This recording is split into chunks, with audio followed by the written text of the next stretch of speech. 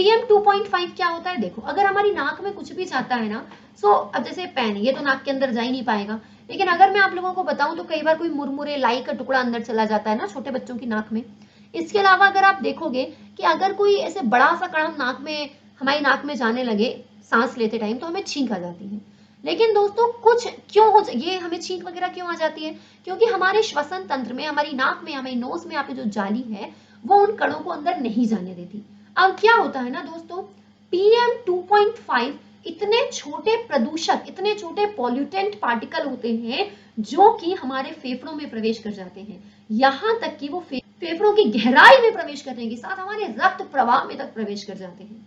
ये जो लिखा हुआ है ना मेरे दोस्त, PM 2.5, P का मतलब है पार्टिकुलेट 2.5, 2.5 से तात्पर्य है व्यास से। व्यास मतलब डायमीटर, जैसे कोई भी गोला होता है तो हम केंद्र से उसकी सतह तक त्रिज्या लेते हैं और पूरा लेते हैं, तो ये क्या होता है? व्यास होता है। तो ये 2.5 व्यास है। अब आप कहोगे 2.5 क्या? किलोमीटर, सेंटीमीटर, मीटर, क्या? 2.5 माइक्रोन, 2.5 माइक्रोन की बात हो रही है। हाँ मैडम, ये कितना होता है? देखो यहाँ पे ये जो चित्र बना हुआ है ये एक इंसानी बाल का चित्र है।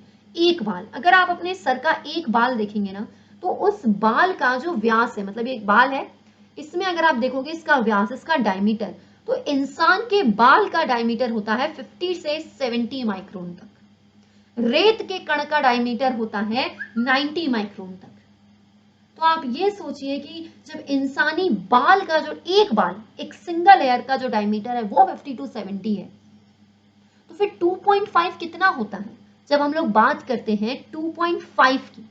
तो इसके अलावा आपको कई बार पढ़ने को मिलता है PM 10 इतना है इस हवा में, इस हवा में PM 5 इतना है। मतलब कि पार्टिकुलेट मैटर, वो प्रदूषक, वो ठोस या द्रव प्रदूषक जिसका व्यास 5 माइक्रोन है, 5 लिखा है, 10 माइक्रोन मतलब 10 माइक्रोन डायमीटर का प्रदूषक है, और PM 2.5 मतलब 2.5 डायमीटर का प्रदूषक। तो इतना छोटा, इतना बारीक जो प्रदूषक होता है ना, इतना बारीक जो पॉल्यूटेंट होता है, वो हमारे शरीर में प्रवेश कर जाता है और मनुष्य के स्वास्थ्य के लिए बेहद हानिकारक होता है।